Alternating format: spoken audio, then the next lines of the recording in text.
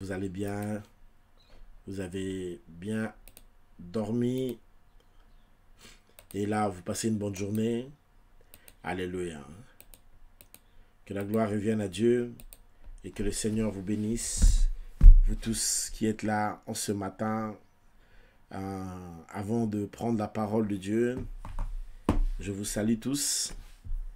Que Dieu Tout-Puissant puisse vous bénir abondamment, vous tous et vous toutes. Que les faveurs de Dieu se déversent dans vos vies et que l'Éternel vous soit vraiment favorable. J'espère que tout va au mieux pour vous là où vous êtes et que l'Éternel vous garde. Allez, nous devrions normalement prendre la suite de Jésus, c'est ça le thème. Jésus, c'est 13h. Jésus dans le nombre, partie 4. Alléluia. Donc c'est ce que nous partageons maintenant. Jésus-Christ dans le nombre, partie 4. Alors je crois que nous allons prendre Nombre chapitre 17. Nombre chapitre 17. Nous élevons ton nom plus haut. Totomboli, komonayo. Koleka bendele na likolo. Alors on va lire un texte qu'on avait lu à l'introduction peut-être de cet enseignement. On va y revenir parce qu'on n'a pas épuisé la matière évidemment et en plus nous voulons dire quelque chose encore très important. Ici on est en train d'étudier les typologies des Christ, les cas où Christ a été typifié. Je crois que c'est ça le verbe. Voilà, typifié dans l'ancienne économie. Nombre chapitre 17. Je puis lire à partir du verset 6 au nom de Jésus-Christ. Voici ce que dit le texte. Moïse parla aux enfants d'Israël et tous leurs princes lui donnèrent une verge. Chaque prince une verge. Selon les maisons de leur père, soit 12 verges. La verge d'Aaron était au milieu des leurs. Moïse déposa les verges devant l'Éternel, dans la tente du témoignage. Le lendemain, lorsque Moïse entra dans la tente du témoignage, voici la verge d'Aaron pour la maison de Lévi avait fleuri. Elle avait poussé des boutons, produit des fleurs et mûri des amandes. Moïse ôta devant l'Éternel toutes les verges, et les apporta à tous les enfants d'Israël, afin qu'ils vissent et qu'ils prissent chacun leur verge. L'Éternel dit à Moïse, reporte la verge d'Aaron devant le témoignage. Nous sommes ici dans l'arche, évidemment. Pour être conservé comme un signe pour les enfants de rébellion, afin que tu fasses cesser devant moi leurs murmures et qu'ils ne meurent point. Moïse fit ainsi. Il se conforma à l'ordre que l'Éternel lui avait ordonné. Point barre. Alléluia. Verset 6. On finit au 6e. 11e. Nombre chapitre 17, 6 à 11. Alléluia. Le texte que nous lisons ici est en train de nous parler sur la désignation d'Aaron, sur la confirmation que Dieu avait confirmé que c'était Aaron qui était choisi du côté sacerdoce, parce que Moïse, il faisait la partie prophétique, il faisait le côté prophète, et il avait besoin à ce côté d'un allié qui lui devrait faire le côté sacerdotal. Donc Aaron était en train de faire le ministère sacerdotal, le côté sacerdoce, et Moïse restait dans le côté qui était concerné sur le domaine prophétique. Et c'était comme ça que Dieu s'est organisé ces choses. Mais cette confirmation de cette élection s'est faite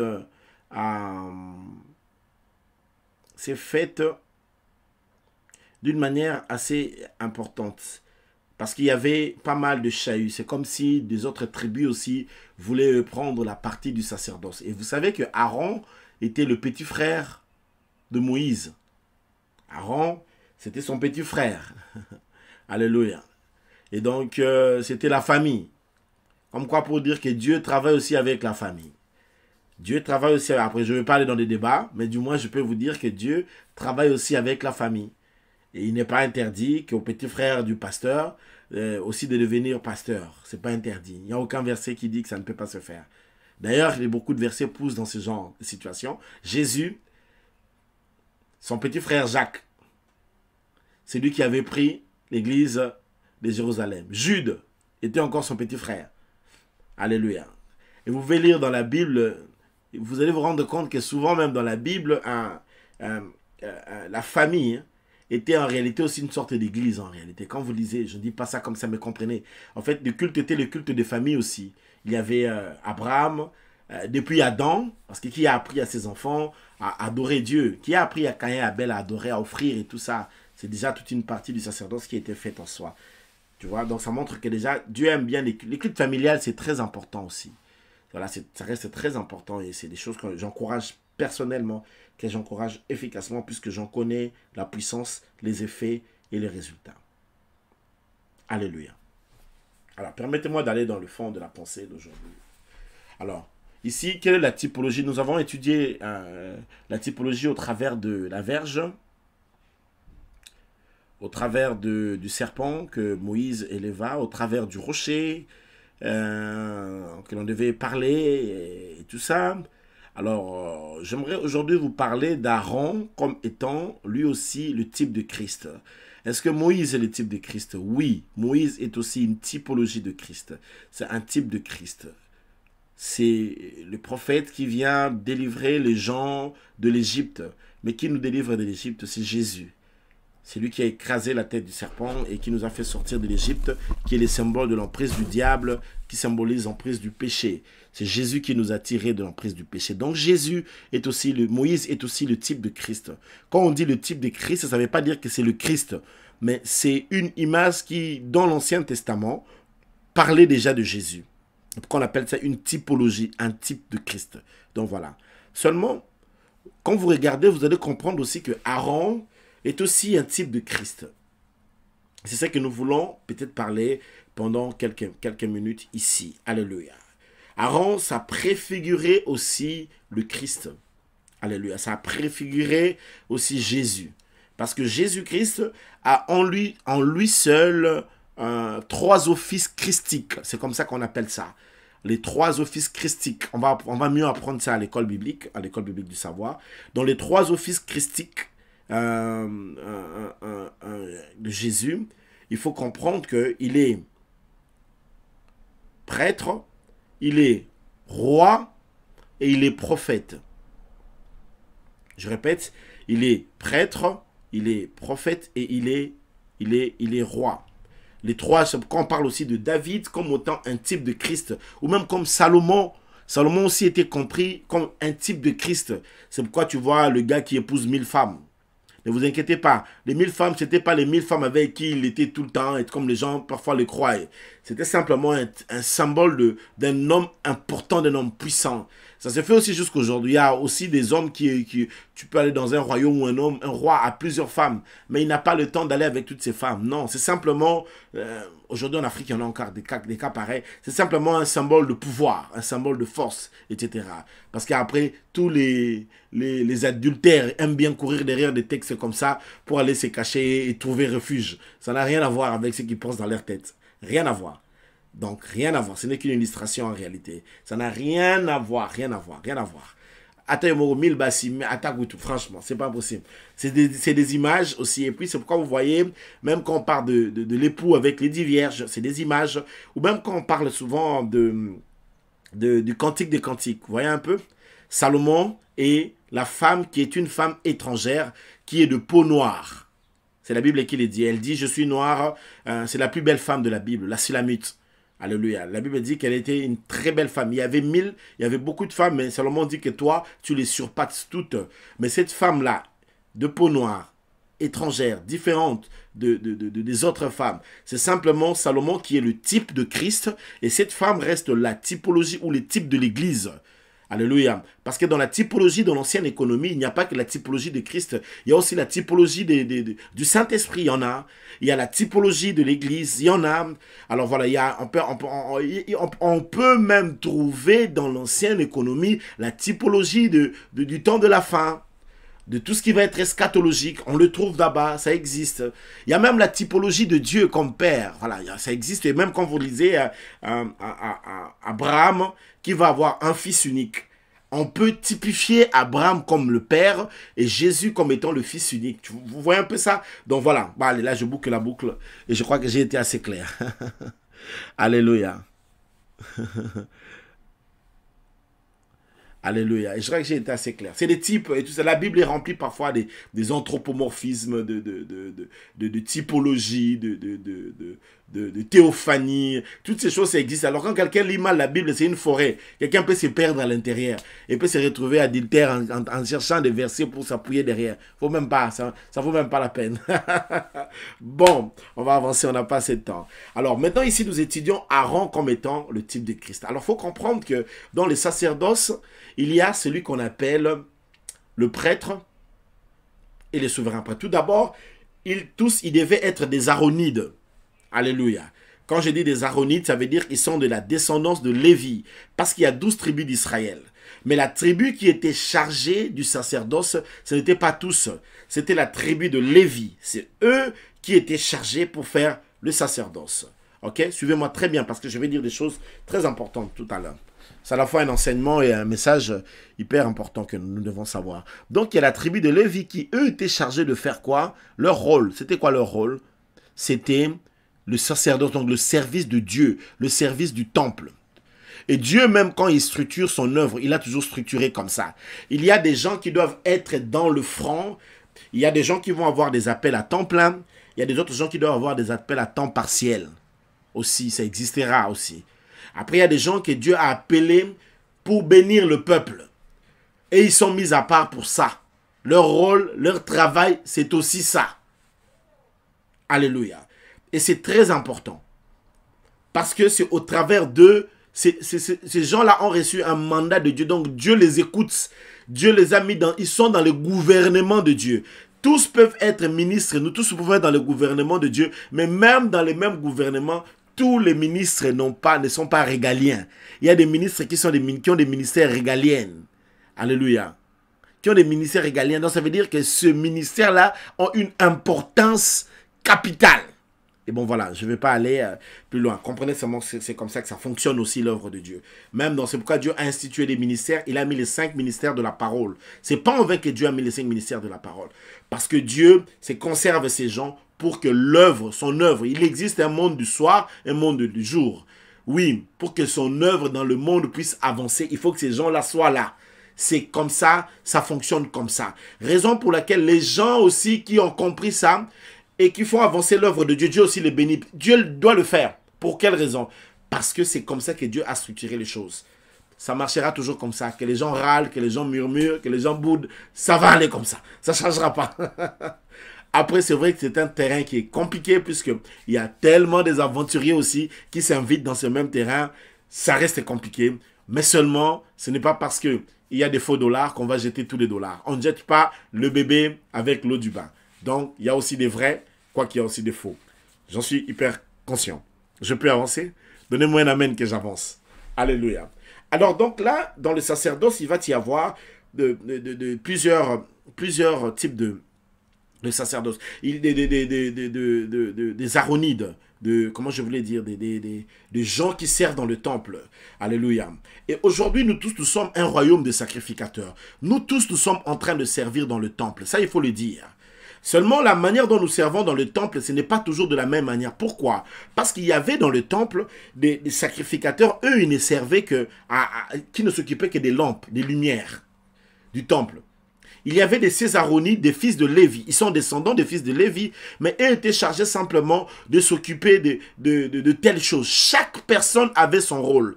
Et même quand Dieu... Maintenant que le Seigneur nous a fait tous, parce que toi aussi tu es sacrificateur. Je vais expliquer ça. Comme nous tous nous sommes maintenant devenus sacrificateurs, mais dans cette sacrificature, chacun a son rôle.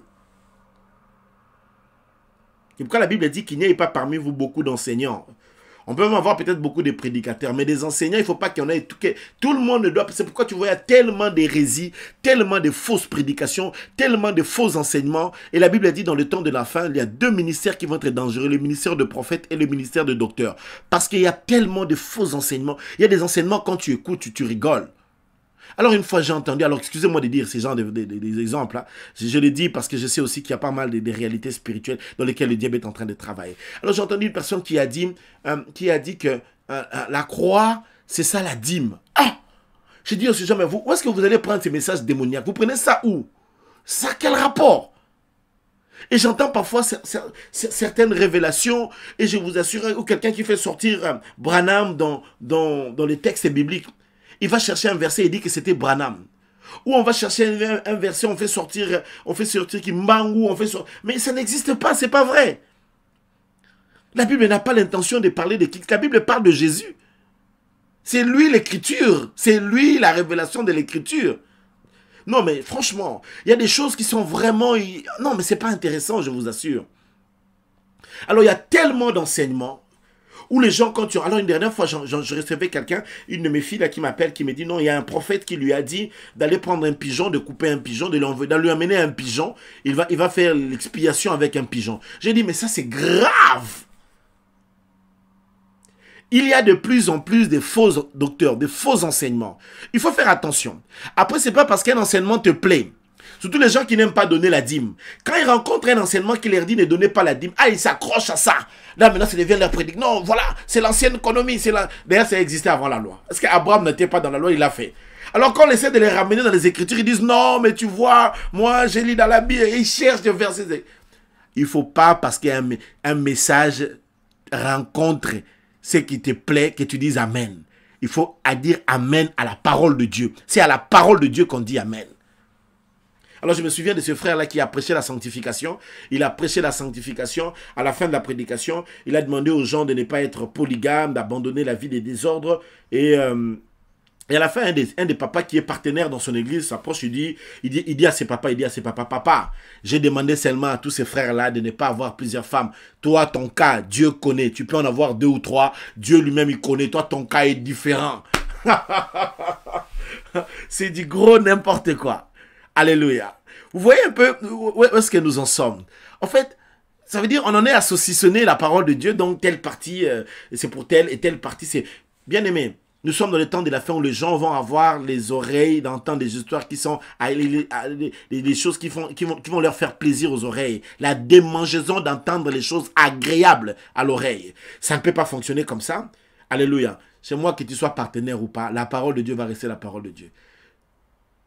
Que tu sois content ou pas. Même si tu dis que non, mais pourquoi il prêche sur ça? Ça va, je ne chasse personne. Je veux que tout le monde soit là, évidemment. Mais s'il faut que je marchande entre la parole de Dieu et ton salut, je ne vais pas le faire. Je vais prêcher la parole de Dieu. Après, si quelqu'un n'est pas content, c'est pas mon problème. Moi, j'essaye de dire ce que je dois sauver les vies. Je ne veux pas amadouer quelqu'un. Et comme je disais à des gens, il y a des pasteurs qui vont se rencontrer en enfer avec leurs fidèles. Ils vont se battre là-bas. Parce que quand il va taper, le fidèle va lui dire « Ah mais non, pourquoi tu es ici ?» Il va dire à son fidèle « Non, lui ne prêchait que pour avoir l'argent. » Ça, c'est pas mon objectif. Mon objectif, c'est d'amener les gens au ciel. Et donc, la vérité, je dois le dire. Que ça plaise ou que ça ne plaise pas, je dirai la vérité. Que ça choque, que ça ne choque pas. Que quelqu'un se fâche ou qu'il ne se fâche pas. Je suis désolé, mais la vérité, je la dirai. Je dirai ce qui est écrit. Je vais rester biblique et dire ce que la parole de Dieu dit. Alléluia. Maintenant, si quelqu'un n'est pas content, je te demande pardon, mais c'est la parole de Dieu et je ne vais pas changer de position parce que quelqu'un n'est pas parce que quelqu'un est PDG ou parce que quelqu'un est ministre ou parce que quelqu'un a l'argent. Ça ne veut rien dire chez moi. Ça ne va rien changer. Là où Dieu a dit non, c'est non. Il n'y a pas que les autres doivent craindre Dieu et toi, comme Dieu connaît ton cas. Ça n'existe pas. D'ailleurs, les gens qui me connaissent, ils savent que je fonctionne comme ça. Quand je dois dire la vérité, même quand tu es quelqu'un qui est proche de moi, si je ne suis pas d'accord avec quelque chose, la vérité, c'est que je ne parle pas des gens à côté. Je ne parle pas des situations des gens à côté. Je vais t'affronter et te dire que ça, je ne suis pas d'accord. C'est comme ça que ça fonctionne. Donnez-moi un amen que je parle. Bon, je peux le dire avec douceur, hein, mais je dirai la vérité que je ne suis pas d'accord. Ça, je dirai quand même. Alléluia. Bon. Alors, on va avancer. Maintenant, dans les Aaronites, il y a de ceux qui se... Alors, c'est pourquoi toi aussi, tu es utile dans le temple. lorsque nous sommes ici réunis à l'église connectée, chacun de nous est utile. Chacun de nous a son apport. Il y a des gens qui vont être chargés à faire ceci, d'autres gens vont être chargés à faire cela, d'autres gens vont être s'occuper de ceci. C'est comme ça que ça se faisait dans le temple. Tout le monde était utile. Ici à l'église connectée, je ne veux pas des gens qui sont inutiles, qui ne font rien. Que tous nous soyons utiles, nous fassions quelque chose. Si quelqu'un entre dans nos réunions et que lui ne fait jamais rien, il manque aussi à une bénédiction quelque part. Oui, tu manques à ça aussi.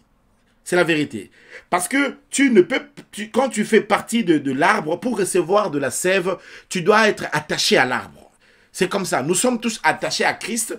Et ici, dans l'église connectée, nous devons tous être utiles. Come on, dis avec moi, je dois aussi être utile. Come on, tu peux dire avec moi, je vais être utile ici à l'église connectée. Oui, nous tous ici, dans nos réunions, on se rencontre ici. C'est pourquoi on fait des retraites, on fait des jeûnes. J'ai pas mangé, bien aimé. Vous savez que parler comme ça, matin, midi, vous êtes chez vous à la maison, c'est pas évident. Et quand on le fait, c'est parce qu'on croit, on voit. Je donnais un message prophétique le matin. Je ne vais pas vous dire combien de gens ont déjà réagi à ça dans un petit espace ici, où les gens sont déjà en train de réagir. Voilà ceci, voilà c'est ça. Et moi-même, j'ai vu déjà des choses extraordinaires. Et je rends gloire à Dieu pour ça. Alors, je vais avancer rapidement. Donc, chacun de nous est utile. Maintenant, dans le sacerdoce, il y a celui qu'on appelle, il y a les prêtres. Il y a ce qu'on appelle... alors je vais le dire mieux, il y a le parvis, il y a le lieu saint et le lieu très saint. Alléluia. Il y a le parvis, je répète, le lieu saint et le lieu très saint. Alors, le sacrificateur sert dans le lieu saint, pas dans le lieu très saint. Bon, c'est un long enseignement, je ne vais pas je vais pas tout finir. Celui qui ne sert dans le lieu très saint ne s'appelle que le souverain sacrificateur. Come on, écris ça avec moi, le souverain sacrificateur. Le souverain sacrificateur. C'est celui qui sert dans le lieu très saint. Il s'appelle le souverain sacrificateur. Il sert dans le lieu très saint. Un sacrificateur n'entre pas dans le lieu très saint. Nous avons beaucoup de désordre aujourd'hui à l'église. Pourquoi? Parce qu'il y a quelqu'un qui est sacrificateur, qui doit servir dans le lieu saint. Il se permet d'entrer dans les lieux saints pour commencer à les servir dans les lieux très saints, sans avoir reçu l'appel de le faire. C'est pourquoi il y a des désordres. C'est pourquoi il y a des désordres, il y a des bandits. Regarde, tu dis ça, c'est un criminel évangélique. Il y a beaucoup de criminels évangéliques. Passez-moi l'expression, je vous en prie. Oui, parce que tout le monde n'est pas appelé à servir dans le lieu très saint. Voilà. Donc, il y avait des sacrificateurs, eux, qui servaient dans le lieu saint. Et puis, il y a des sacrificateurs, eux, qui servent dans le lieu très saint. La seule personne qui est entrée dans le lieu très saint, on l'appelle le souverain sacrificateur. Alléluia. Et alors, puisque je vous parle sur le type de Christ, je dois revenir sur là, peut-être la prochaine fois, on parlera sur les sacrificateurs et tout ça. Mais là, le souverain sacrificateur, il y entrait dans l'ancienne économie une seule fois l'année, une seule fois. Il n'entrait pas tous les jours, une seule fois. Et là, il y avait à l'intérieur le petit coffret qui représentait la présence de Dieu qu'on appelait l'arche de l'Éternel, l'arche de l'Alliance. Alléluia. Et donc, quand il y entrait là-bas à l'intérieur, il y allait pour faire quoi? L'expiation de péché. Et c'est ce que je vais expliquer tout à l'heure. Et donc, il y allait une fois l'année, et puis il faisait l'expiation du péché, et puis il sortait. On lui attachait une corde parce qu'il ne pouvait pas rester là-bas. Parce que s'il mourait là-bas, personne n'allait entrer dans le lieu très saint pour aller le tirer. Donc s'il meurt là-bas, on attachait la corde, et puis on allait le tirer par la corde, parce que personne n'avait le droit d'entrer dans le lieu très saint si ce n'est le souverain sacrificateur. Maintenant, Jésus, puisque nous sommes en train de parler de Christ comme étant le souverain sacrificateur, Jésus, il est cette typologie, mais lui, Jésus, il est meilleur que les Aaronides. Le sacerdoce de Christ est supérieur et excellent et supérieur au sacerdoce des Aaronides. Pourquoi? Parce que le souverain ici, un grand prêtre, et d'abord il faisait l'expiation de ses propres péchés avant d'y aller entrer pour faire l'expiation des péchés des autres. Une des raisons qui nous appelle tout le temps à l'humilité.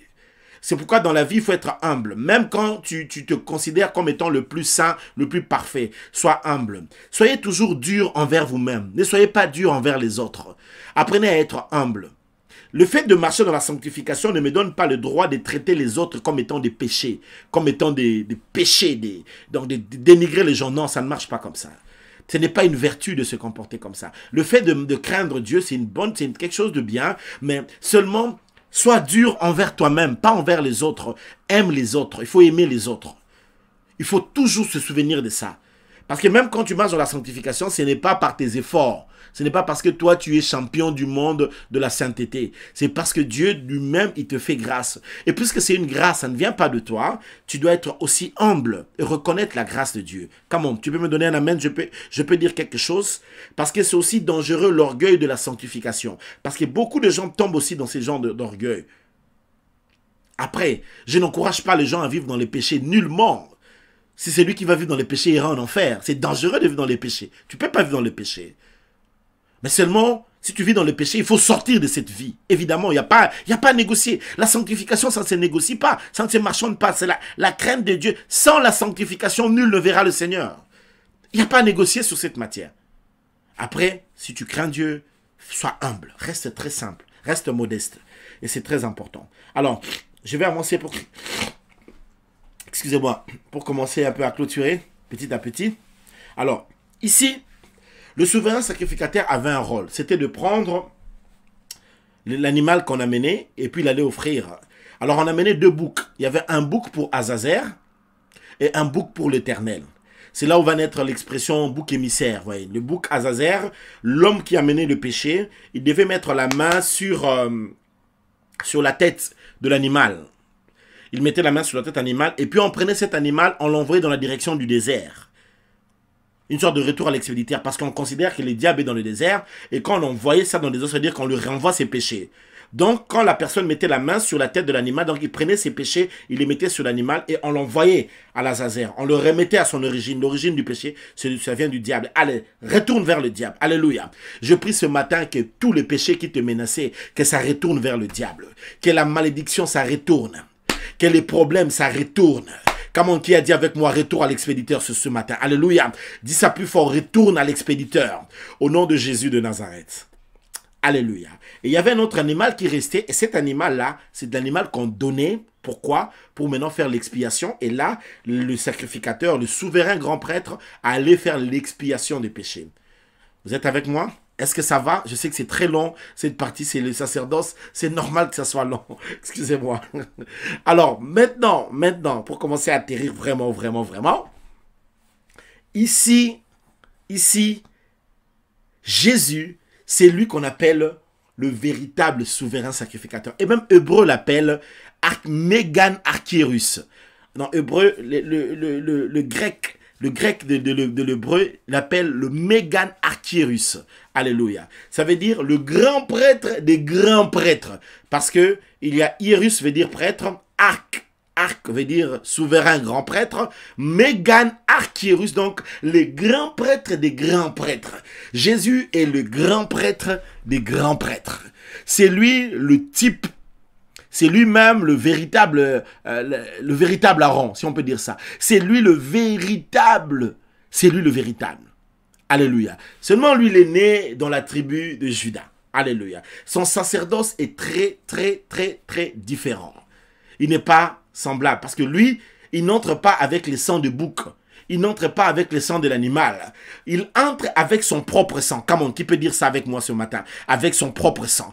Lorsque Jésus va expier mon péché, lorsqu'il va expier ton péché, lorsqu'il entre devant le Père, il entre avec son propre sang. Donc, il est lui-même le sacrifice, il est lui-même le sacrificateur. Alléluia. Et il a fait l'expiation de ton péché. Alléluia. Il a fait l'expiation du péché de ta vie. Et il est entré avec son propre sang. Qui peut dire ça encore avec moi? Avec son propre sang. Oui, parce qu'il est lui-même le sacrificateur, mais aussi il est lui-même le sacrifice. Alléluia. Voilà la raison pour laquelle j'aimerais dire à une personne, avant qu'on puisse prendre quelques temps de prière aujourd'hui, que Christ, c'est de tes douleurs qui t'est chargé. C'est de tes maladies qui t'est chargé. C'est de cette malédiction qui te menace qui s'est chargé. Ésaïe le dit, c'est de nos douleurs qui s'est chargé. Et le châtiment qui lui donne la paix est tombé sur lui. Il s'est chargé de ton célibat. Il s'est chargé de tes souffrances. Il s'est chargé de ton humiliation. Il s'est chargé de ton échec. Il s'est chargé de ton chômage. Oui, c'est de ton problème qu'il s'est chargé. Il a pris ça. Et il a fait l'expiation. Il est entré devant le Père avec son propre sang. Il a fait l'expiation. Et à la différence des Aaronides, lorsqu'Aaron y entrait, il devait y sortir vite. Jésus, lui, n'est pas sorti. Il est resté là-bas. Il a une chaise là-bas. Avandikuna. Alléluia. Or, dans le lieu très saint, on ne peut pas s'asseoir. Tous les Aaronides, tous les sacrificateurs, souverains, grands prêtres sortaient. Mais Jésus, lui, n'est pas sorti. Il est allé là-bas. Il est assis même. Avandikuna. Romegaya. Shendere Megaya. C'est pourquoi je viens dire à une personne, il n'y a plus de condamnation en ce qui te concerne. Parce que Jésus s'est chargé de ta vie. Il n'y a aucune condamnation, que rien ne te retienne, qu'aucune maladie ne te retienne, qu'aucun échec ne te retienne, qu'aucune pauvreté ne te retienne, qu'aucune malédiction ne te retienne. Aucun homme fort ne peut te retenir, aucun démon ne peut te retenir, parce que Jésus de Nazareth, il s'est chargé de ta situation. Est-ce que quelqu'un est prêt à prier ce midi? Romegaya, Shendere Megaya. Prenons ces 10 minutes dans la prière, élève ta voix. Commence à lui dire, tu t'es chargé de ma situation.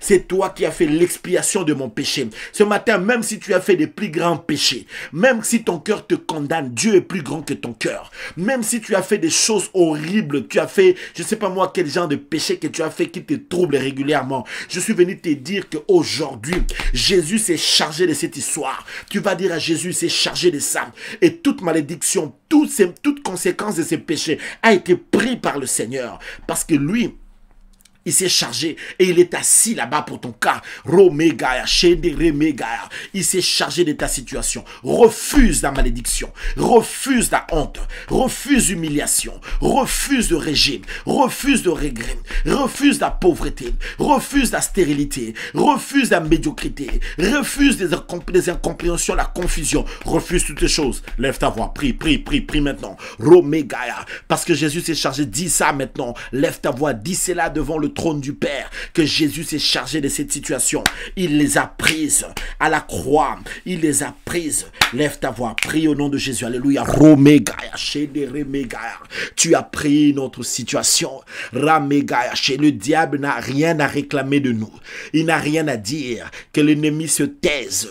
Que le péché se taise. Que la malédiction soit pulvérisée. Romegaya, Shendere Megaya. Que les hommes forts disparaissent. Qu'ils soient dans la prison de l'abîme.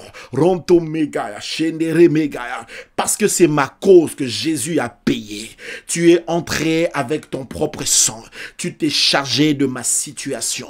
Tu as pris en main ma cause. Ranta Megaya, Zintoro Megaya. Tu as pris en main ma situation. Jésus, tu as payé le péché de ma vie. Tu t'es occupé de mon sort. Bien-aimé, parle au Seigneur. Tu as pris nos vies entre tes mains. Tu as pris l'histoire de nos vies entre tes mains. Romegaya, Shendere Megaya, Juntara Megaya. Tu as dit, tous ont péché et sont privés de la gloire de Dieu. Mais toi, dans la situation de péché dans laquelle nous étions, tu as payé le prix. Tu as racheté pour Dieu ton peuple. John Guizani compris. Romegaya, Shendere Megaya. Le sang de l'aspersion a été donné et Jésus s'est occupé de nos vies. Bien-aimé, là où tu es, prie pour ta vie. Ronto Megaya, Shendere Megaya, Zintoro Megaya, Fontoro Megaya, Shendere Megaya. Tu t'es chargé, Seigneur, de toutes les situations d'un frère aujourd'hui, d'une sœur aujourd'hui, qui peut avoir des problèmes. Tu as pris cette maladie, tu as pris cette médiocrité, tu as pris ce chômage, tu as pris ce blocage à la croix. Tu l'as prise. À la croix, tu as pris la situation. Tu as pris, Seigneur. Tu as changé la donne. Tu as pris le problème de mon frère, de ma soeur. Tu as pris, Seigneur, tout ce qui était blocage, tout ce qui était barrière. Tu les as prises. Rantoro Mega, Shendere Mega, Rantoro Mega, Zintoro Mega. Fantoro Mega, tu as pris cela, tu as payé le prix lourd, le châtiment qui me donne la paix est tombé sur toi. Bien-aimé, dis ça au Seigneur, dis le problème que tu as, il a pris. Quel est le problème que tu as ce matin? Il a pris cela, il a pris ta pauvreté, il a pris ta médiocrité, il a pris tes souffrances, il a pris tes blocages, il a pris toute malédiction de ta famille, il a changé la donne avec l'homme fort. Jésus a pris cela, il n'a rien laissé. Romegaya, Shendere Mégaya. Je parle à l'agneau immolé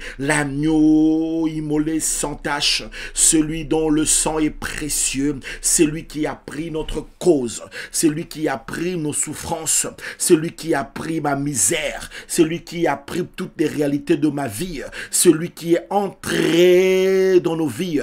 Il y a une personne qui passe un désert moral, une misère morale. Tu as pris sa cause, Seigneur. Ronto Mégaya, avec toi que la stérile enfante 7 fois. Ronto Méga, parce que tu as pris. Il n'y a aucune malédiction, il n'y a aucune condamnation. Il n'y a donc aucune condamnation pour ceux qui sont en Jésus-Christ. Ramégaya, Chénéré Mégaya, lumière de ma vie, Narcisse de Saron, lion de Juda, puissant de Jacob, magnifique en sainteté, Seigneur de gloire. Rontoro Mégaya, tu t'es chargé de ma vie, tu t'es chargé de ma cause, tu t'es chargé de ma situation, tu as pris sur ton corps, tu l'as prise sur toi. Romégaya, Chénéré Mégaya, Zintoro Mégaya. Aujourd'hui, tu as bien aimé, donne ça à Jésus. Enlève maintenant le problème que tu as, donne ça au Seigneur. Enlève tout ce que tu as, donne ça au Seigneur. Longola problème aux anayango, pesango Yesu. Romégaya, enlève tout ce que tu as, tout ce qui ronge ton cœur, donne ça au Seigneur. Parce que la croix s'est chargée de ça. Il a pris à la croix, enlève ça. Romégaya, Chénéré Mégaya, Rontoro Mégaya. La croix s'est chargée de ses dons. La croix s'est chargée de ces situations. La croix s'est chargée de ce problème. La croix a payé toutes ces choses. Ronto Mégaya, Chénéré Mégaya, Zintoro Mégaya, Juntara Mégaya, Fontoro Mégaya, Zintoro Mégaya. In the mighty name of Jesus. Na kombo na nguya na Yesu. La croix a payé. La croix a changé la donne. La croix a opéré. Ronto Mégaya, Chénéré Mégaya, Zintoro Mégaya, Juntara Mégaya. Na kombo na Yesu. Na kombo na Yesu. Na kombo na Yesu. Na kombo na Yesu. La croix a tout payé. La croix s'est chargée de nos vies. Ronto Mégaya, Chénéré Mégaya, Rontoro Mégaya, Juntara Mégaya, Zintoro Mégaya, Chénéré Mégaya, Rontoro Mégaya, Juntara Mégaya, Zintoro Mégaya, Fontoro Mégaya. Par la croix, tu as tout fait. Par la croix, tu as donné. Par la croix, tu as opéré. Par la croix, Ronto Mégaya, Chénéré Mégaya, Zintoro Mégaya, Fontoro Mégaya, Juntara Mégaya, Zintoro Mégaya. Na kombo na Yesu, na kombo na Yesu, na kombo na Yesu, na kombo na Yesu. Ronto Mégaya, Chénéré Mégaya, Rontoro Mégaya. La croix, tu as tout fait à la croix, tu as tout payé dans le nom puissant de Jésus-Christ. Rantara Mégaya, Chénéré Mégaya, Rontoro Mégaya, Chénéré Mégaya, Fontoro Mégaya, Chuntara Mégaya, Rontoro Mégaya, Chénéré Mégaya, Zintoro Mégaya. Il a pris ton problème à la croix. Dis cela. Il a pris ta situation à la croix. Dis cela. Yebisaya Zuyango. Il a pris les problèmes de tes enfants, le problème de ton mari, le problème que traverse ta femme, le problème que tu traverses au travail, le problème qui te dérange, qui t'enlève le sommeil. Jésus l'a prise à la croix. Il s'est chargé de ça. Il a pris cette situation. Come on, prie le souverain grand prêtre. Tu as fait l'expiation du péché. Tu as pris toute malédiction. Tu t'es même fait pécher pour que je sois déclaré saint. Tu as tout pris, Seigneur. Tu as tout pris. Ramegaya, Shandara Megaya, Zintoro Megaya, Nakombo na Yesu. Kombo Elekiba Kombo Nyonso. Tu t'es chargé de nos douleurs. C'est pour moi que tu es mort. C'est pour moi que tu es mort. Ramegaya, Chénéré Mégaya. Jésus, tu es mort pour moi. C'est pour ma cause que tu es mort. C'est pour ma situation que tu es mort. C'est pour moi que tu es mort. C'est pour ma vie. C'est mon péché que tu as pris. C'est ma situation que tu as sauvée. C'est mon sort que tu as pris en main. Je te loue. Je rappelle que tu l'as fait pour moi. Romegaya, Chénéré Mégaya, Juntara Mégaya, Zintoro Mégaya. Alors maintenant, proclame la grâce. Là où tu es ce matin, proclame la victoire. Commence à proclamer la grâce. Commence à proclamer la santé. Commence à proclamer la faveur. Commence à proclamer la délivrance pour ta vie. Proclame cela. Proclame la bénédiction. Prie au nom de Jésus, alléluia. Ainsi, je proclame la grâce, les faveurs. Je proclame les bienfaits, les eaux faits de Dieu. Je proclame les bénédictions. Je proclame les grâces du Seigneur. Ronto mega, shendere mega. Je proclame le nom de l'Éternel, le nom du Seigneur. Ronto mega, ton nom est un refuge. Je proclame les faveurs. Devant le trône de grâce, proclame. Je viens devant le trône de grâce. Rantara mega. C'est là qu'il est dit, approchez-vous du trône de la grâce avec assurance afin d'être soutenu dans vos besoins. Romega, devant le trône de grâce, j'avance. Devant le trône de grâce, je m'approche. Ronto mega, zintoro mega, pour être rassasié, pour être rempli, comblé. Je vais être comblé de Christ. Je viens me revêtir de Christ. Je viens me revêtir de Christ comme un habit, comme un manteau. Oh Dieu, toi qui t'enveloppes de lumière, je me remplis de Christ. Romega, je veux plus de Christ. Je vais être inondé de Christ. Rontoro mega, déborde en moi. Rontoro mega, je viens devant le trône de grâce. Romega, shendere mega, le trône de grâce, le trône de grâce de l'Éternel.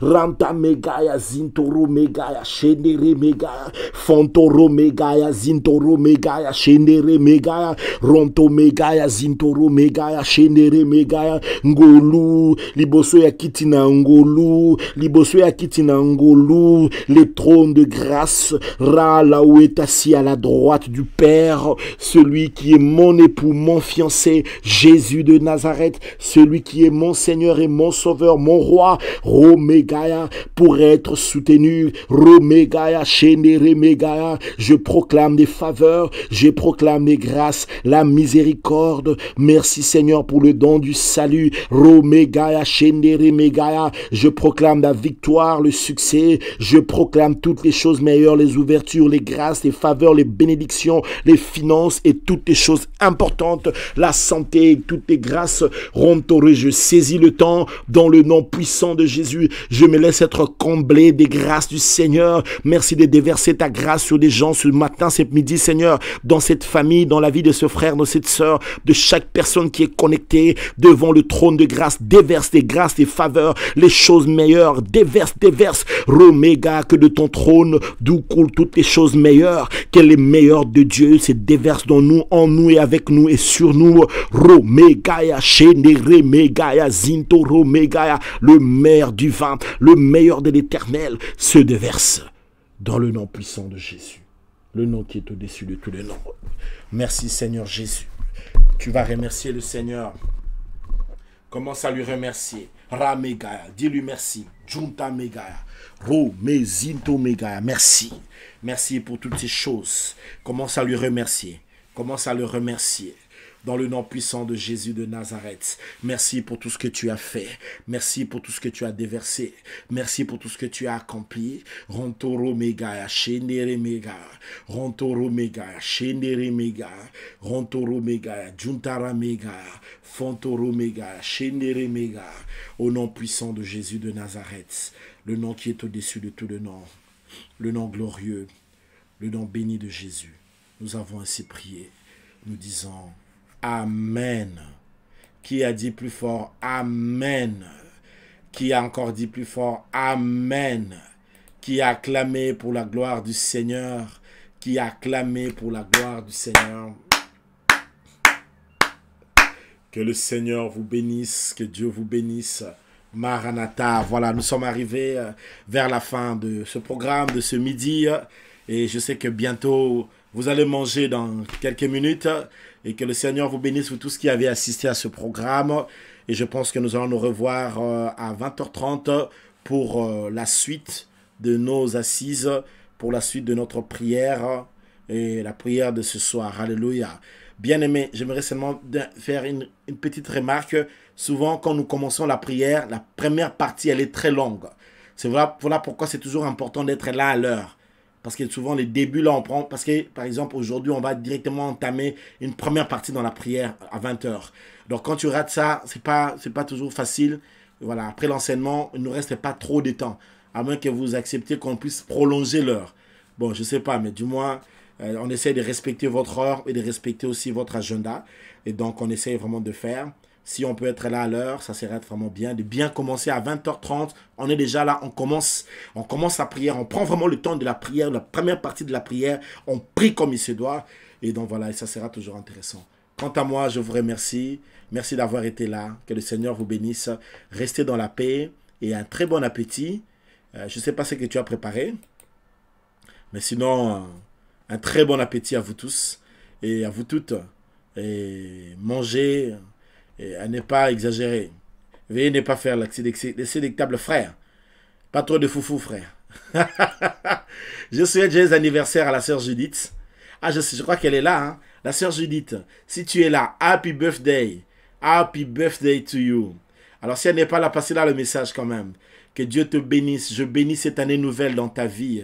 Que Dieu te donne la grâce en plus dans toute ta vie de femme, dans toute ta vie et tout ça. Que tu réussisses à tous égards. Va briller et sois puissante. Sois une femme puissante et sois une femme influente. Je te bénis et je bénis tes jours. Que la grâce de Dieu soit sur toi et que ce jour soit spécial pour toi. Que Dieu te bénisse. Grâce sur toi. Amen. Ah, tu es là. Que Dieu te bénisse. Happy birthday. Allez, Seigneur vous bénisse. Salut le frère, ton mari de ma part. Dis-lui que j'aimerais bien le rencontrer un jour. Que Dieu te bénisse. Restez dans la paix et bénédiction. Que Dieu bénisse.